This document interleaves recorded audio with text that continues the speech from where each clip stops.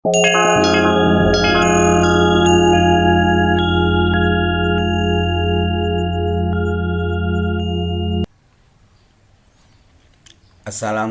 warahmatullahi wabarakatuh.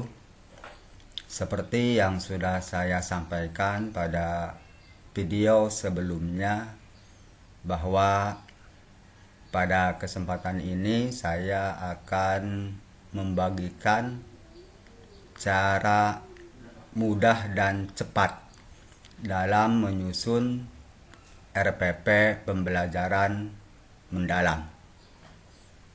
Nah, RPP yang saya tampilkan ini adalah hasil kerja AI, dan sengaja saya menggunakan dua jenis AI, yaitu yang pertama Gemini AI, yang kedua Grok AI.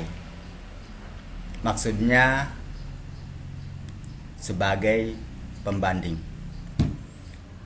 Bapak dan Ibu, ini rencana pembelajaran, yaitu RPP pembelajaran mendalam ini sudah saya susun sesuai dengan format RPP pembelajaran mendalam. Format RPP pembelajaran mendalam adalah dapat kita lihat bersama-sama. Komponen-komponennya terdiri dari identifikasi, desain pembelajaran, pengalaman belajar, dan asesmen. Nah, coba sekarang kita perhatikan RPP-nya. Ini RPP yang sudah saya buat dengan menggunakan Gemini AI. Bagian atas tentunya kita harus mencantumkan dulu identitas RPP-nya. Terus kemudian format RPP-nya seperti apa, dan komponen RPP pembelajaran mendalam itu apa saja yang harus kita tuliskan. Seperti tadi yang sudah saya tampilkan, yaitu yang pertama, yang ini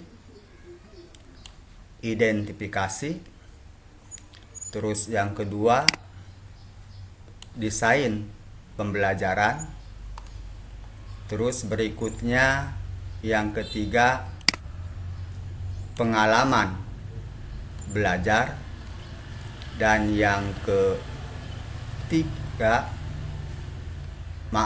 keempat yaitu asesmen.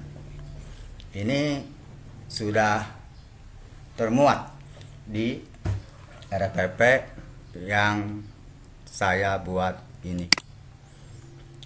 Mengenai langkah-langkah bagaimana kita menyusun RPP pembelajaran mendalam, tentunya kita harus mempersiapkan prompt-nya dulu.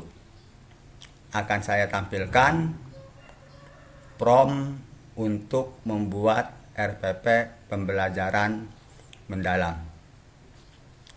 Ini adalah prompt-nya.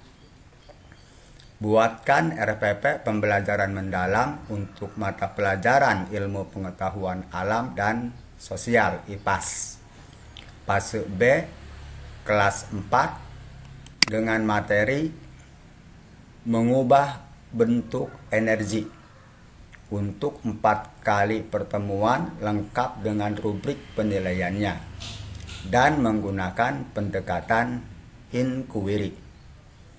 Buatkan juga 10 buah soal tes sumatif bentuk pilihan ganda yang terdiri dari 2 soal level C1, 3 soal level 2, 4 soal level C3, satu soal level C4 lengkap dengan kunci jawabannya. Nah, untuk prompt ini tentunya Bapak dan Ibu dapat kita sesuaikan. Untuk mata pelajaran, di sini mata pelajaran ilmu pengetahuan alam, ini tentunya dapat kita ubah sesuai dengan mata pelajaran yang akan kita buat RPP-nya. Pun demikian juga untuk fase dan kelas. Ini pun dapat kita sesuaikan. Juga materinya. Ini pun dapat kita sesuaikan. Nah, untuk capaian pembelajarannya, ini pun dapat kita sesuaikan dengan fase dan kelasnya. Ini capaian umum, terus kemudian capaian per elemennya juga dapat kita sesuaikan dengan fase dan mata pelajarannya. Sedangkan yang ini adalah seperti yang sudah saya tunjukkan tadi, format RPP pembelajaran mendalam yang terdiri dari identifikasi, desain pembelajaran, pengalaman belajar, dan asesmen. Nah, bagaimana kita untuk mencari materi pelajaran yang akan kita buat RPP pembelajaran mendalamnya, untuk mencari capaian umum, capaian umum, terus juga untuk mencari capaian per elemen, kita bisa buka di ruang GTK. Nah, seperti ini, ruang guru dan tenaga kependidikan. Ketika kita ingin mencari CP dan ATP, kita tinggal klik ini untuk CP dan ATP, kemudian kita pilih jenjang. Ya, kalau kita tentunya pilih yang ini, kalau saya SD dan SMA. Ya. Terus selanjutnya kita pilih mata pelajaran seperti RPP yang saya contohkan tadi. Saya membuat RPP pembelajaran mendalam untuk mata pelajaran IPAS. Kita cari di sini untuk mata pelajaran IPAS yang ini, kemudian kita pilih. Selanjutnya kemudian kita klik lihat CP dan ATP-nya. Nah, karena saya tadi akan membuat RPP pembelajaran mendalam fase B, maka kita klik yang ini. Nah, ini dapat kita copy paste capaian umum pembelajaran, kita copy paste, kemudian kita pindahkan ke sini. Terus selanjutnya untuk capaian per elemen IPAS yang ini. Nah, di sini ada pemahaman IPAS. Nah, ini pun kemudian kita copy paste dan kemudian kita pindahkan ke sini. Yang capaian per elemen, yang itu. Selanjutnya untuk memilih materi, kita cari materi masih tetap di sini di ruang GTK. Kita klik nanti yang ini, perangkat ajar. Nah, untuk perangkat ajar, karena RPP yang akan dibuat adalah RPP fase B kelas 4, maka di sini nanti kita cari yang ini, kelas fase B kelas 3 dan 4, dan kemudian maaf, ini kelas 3 dan 4. Kita pilih ya. Oh, ini kan modul ajar dan RPP. Kita pilih yang ini, yang buku, untuk mencari materinya. Kemudian kita pilih mata pelajarannya yang ini ya. Kemudian kita pilih. Nah, ini nanti kan tampilkan hasil. Kita klik tampilkan hasil. Kemudian kita cari buku murid mata pelajaran IPAS untuk kelas 4. Nah, yang ini coba kita klik dan kemudian di sini kita disuruh untuk mengunduh. Kebetulan saya sudah mengunduh dan kemudian coba kita lihat materinya. Ini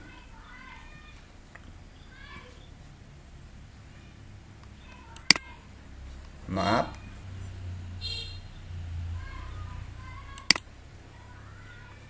ini materinya. Tadi saya memilih materi terkait dengan masalah yang ini, mengubah bentuk energi. Nanti ini kita tulis di prompt PT-nya yang ini, yang mengubah bentuk energi. Nah, yang ini mengubah bentuk energi. Nah, untuk kelas 4. Nah, karena promptnya sudah saya tulis, maka selanjutnya tinggal kita copy prompt tersebut, kemudian kita coba menggunakan Gemini AI atau bisa juga Grok AI. Saya akan copy paste yang ini. Nah, sampai dengan ini saya akan pakai yang Gemini AI dulu, nanti hasilnya seperti apa.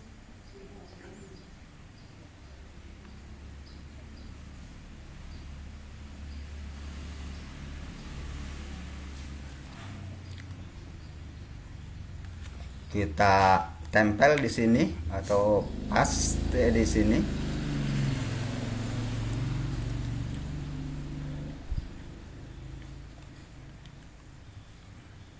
Ini sudah, kemudian kita tinggal klik yang tanda panah.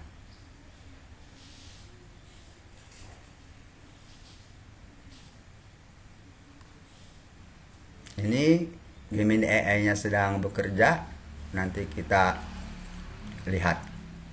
Ini rencana pelaksanaan pembelajaran mendalam IPAS fase B kelas 4. Tema yaitu mengubah bentuk energi.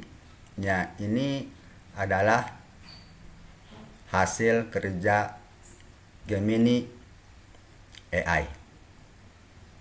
Nanti akan kita bandingkan dengan bagaimana hasil kerja dari Grok. Kalau kita perhatikan, apakah memenuhi format dan komponen sesuai yang diminta atau tidak. Seperti tadi sudah dijelaskan di awal bahwa format RPP pembelajaran mendalam itu komponen-komponennya terdiri dari identifikasi yang ini satu, terus kemudian ada desain pembelajaran, maaf yang ini 2, terus kemudian ada pengalaman belajar, dan yang terakhir atau yang keempat ada asesmen. Jadi ini sudah sesuai dengan format dan komponen RPP pembelajaran mendalam. Ini hasil kerjanya Gemini AI. Terus selanjutnya kita coba dengan menggunakan Grok AI. Ini masih loading, kemudian kita copy paste di sini untuk promnya. Kemudian kita klik tanda panah ini. Nah, ini hasil dari Grok AI. Coba kita perhatikan untuk format dan komponennya. Ini ada identifikasi yang nomor 1. Ya, terus kemudian ada desain pembelajaran. Terus yang ketiga, ini masih bekerja, ada pengalaman belajar. Terus nanti yang terakhir ada asesmen.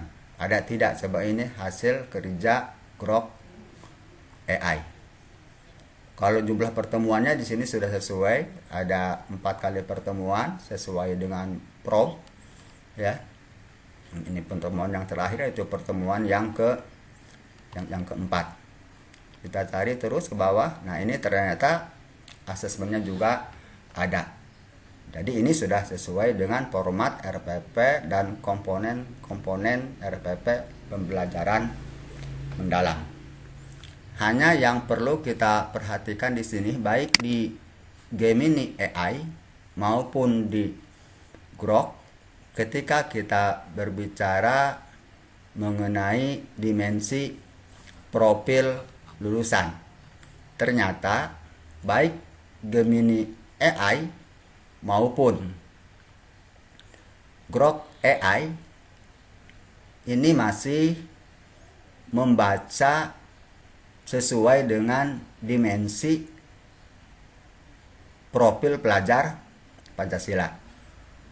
Nanti kita sesuaikan yang ini.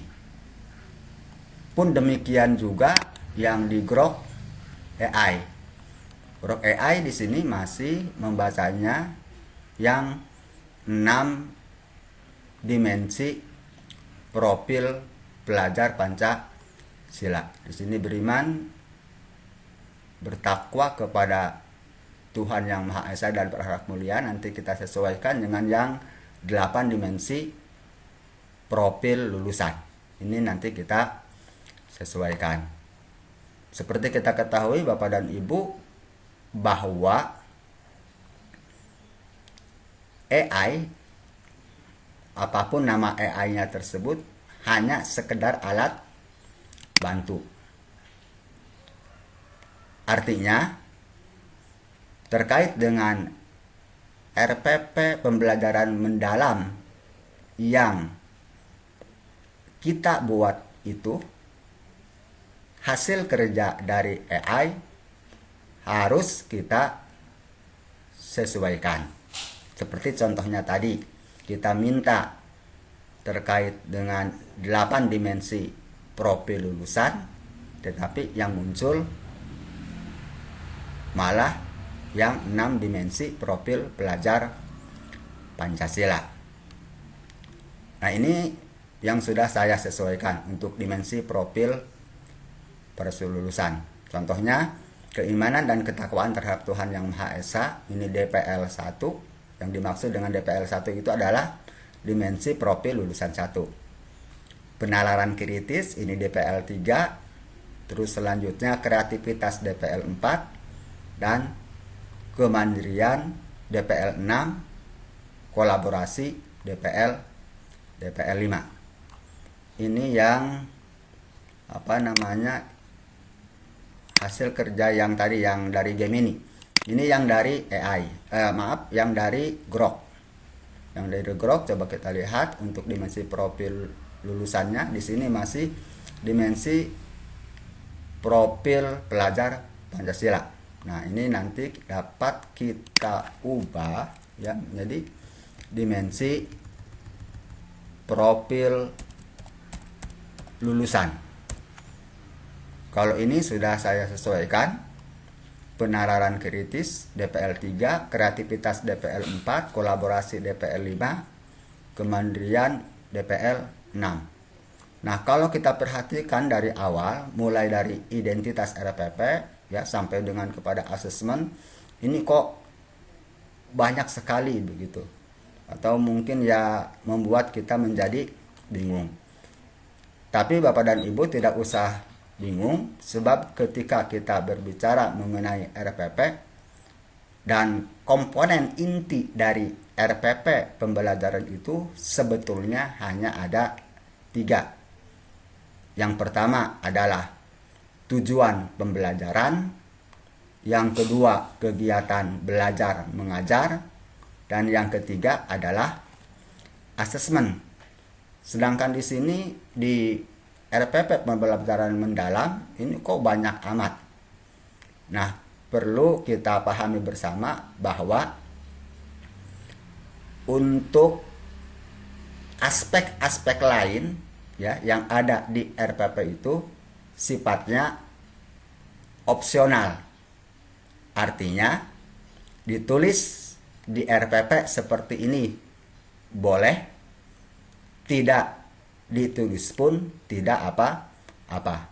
Yang terpenting komponen inti dari RPP itu yaitu tujuan pembelajaran, kegiatan belajar mengajar atau kegiatan pembelajaran, dan asesmen itu ada.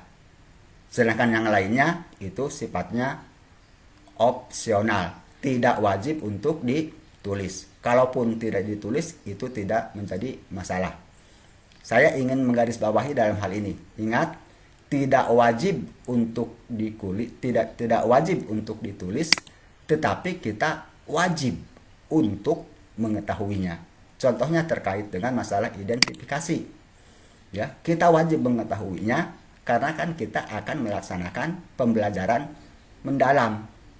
Agar kita dapat melaksanakan pembelajaran mendalam, maka kita wajib untuk mengetahui bagaimana peserta didik kita ya yang akan kita ajar tersebut terkait dengan materi yang akan kita ajarkan.